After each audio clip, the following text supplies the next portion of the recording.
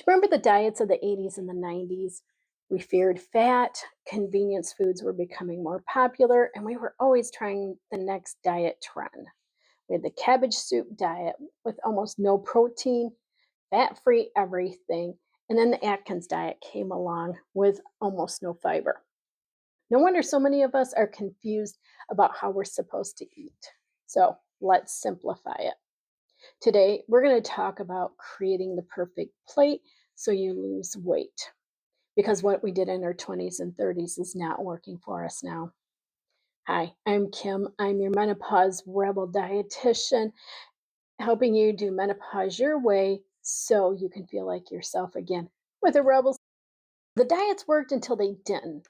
They were hard to maintain.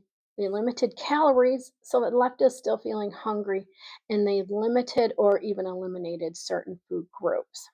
So let's talk about what I call the midlife plate. It's not a diet, but it just simplifies how we eat and balances it all out so we get what our bodies need. It doesn't have restrictions, not deprivation, and there's not the math that the diet culture has done for decades. So, no good foods, no bad foods, just the right proportions for our body that's changing and needs something different. So, let's build our plate. So when you're looking at your plate as a whole, you want it to consist of 30% protein, 50% non starchy veggies, 15 to 20% of starchy vegetables and whole grains, and 1 to 2 tablespoons of a healthy fat. So let's start with the proteins. Protein, 30 to 35 of your plate. And it's critical. Protein is very critical during this perimenopause, menopause age, because that's going to stabilize our blood sugar. And we need stabilized blood sugar for many reasons. And one of them is that it's known to trigger or even intensify our hot flashes. So we don't want to do that, right? It can cause sleep disruptions when our blood sugar crashes in the middle of the night. Our body is triggered by cortisol to get the backup reserves of the sugar. And cortisol is a stimulating hormone. So it wakes you up, and then you have a hard time getting back to sleep. So that between 2 a.m. and 4 a.m., wake up feeling wired and not getting back to sleep. It's not the insomnia, it's just our body's need for more blood sugar. It helps prevent muscle loss because as estrogen goes down, we begin to lose muscle. So you want to make sure you're getting somewhere between 25 to 35 grams of protein. And if you want to know more about that, check out my video on protein power for midlife. Also, protein is needed for serotonin, dopamine, and GABA production, and those are our happy hormones. And we're doing the mood swings and the depression during this time period, so we really don't want to affect that. So, different sources of protein that you can get out there. Your most complete source of protein is going to be an animal protein, so your chicken, turkey, fish, eggs, beef, lamb, pork. You want to make sure it's a good high quality, so one that isn't fed hormones, grass fed, pasture raised, any of those sort of things. And then you have your plant proteins, legumes, so lentils, chickpeas, black beans, pinto beans. You get your tempeh and edamame from soybeans. Your dairy proteins, Greek yogurt, cottage cheese, ricotta are good sources of protein. Next, the non-starchy vegetables. And you're wondering why 50% of your plate, but you get a lot of volume or very little calories.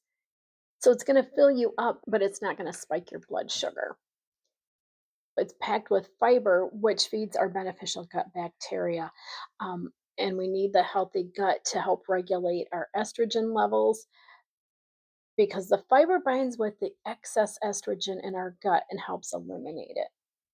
It's loaded with phytonutrients, antioxidants, and vitamins that are going to support hormone production. And it's going to provide magnesium, B vitamins, vitamin C, all that are depleted during our perimenopause years.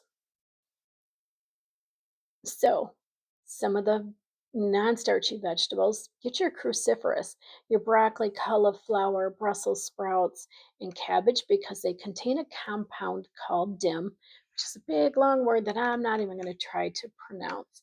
but it supports healthy estrogen metabolism and can be directly associated with estrogen dominance. And you have your leafy greens, zucchini, cucumbers, celery, asparagus, green beans, and peppers, mushrooms, onions, tomatoes, artichokes, eggplant. There's a lot to choose from. Next is the starchy vegetables or the whole grains, and that's going to be 15 to 20% of your plate.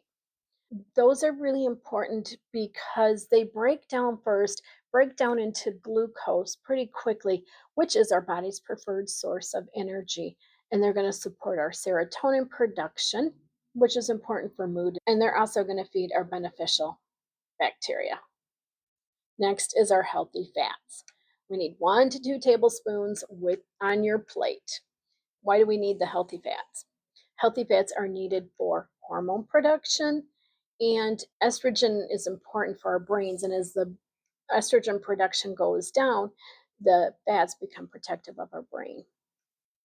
Next are the omega-3 fatty acids. They're essential for us, but our bodies don't produce them. So we need to make sure we're getting those. And unfortunately, most of the processed foods we eat have the omega-6 fatty acids, which are inflammatory, whereas the omega-3s are anti-inflammatory. Fat is required to absorb our fat-soluble vitamins like A, D, E, and K, and those are all essential in hormone production. And fat signals our satiety, so we don't overeat. So, what are these oils? You can do extra virgin olive oil, avocado oil, coconut oil, or whole food fats, avocados, and olives. Then you get your nuts and seeds, so like walnuts, almonds, flax seed, chia seeds, hemp, and your fatty fish. So, salmon, sardines, mackerel, all very good sources of omega 3 fatty acids. So, when you set your plate up this way, 30 to 35% of good quality protein, 50% of your non starchy vegetables, 15 to 20% of your starchy veggies or whole grain, and 1 to 2 tablespoons of fat, you're going to be eating less refined or ultra processed foods. You're getting less added sugars or the unintentional sugars and artificial ingredients, all of which can lead to weight gain, inflammation, and worsening of your perimenopause symptoms. If you would like to get a copy of the Midlife Plate, check out the link below to get your Menopause Rebel Nutrition Guide. And you're not just going to be losing weight, you're going to be giving your body what it needs to actually balance your hormones and feel like yourself again. There's going to be no counting calories, no counting points, no apps, no calculator, just a plate with your right proportions and the knowledge that every single time you eat that way, you are working with your hormones instead of fighting them. And that's the Midlife Plate. Simple, strategic, and actually designed for you.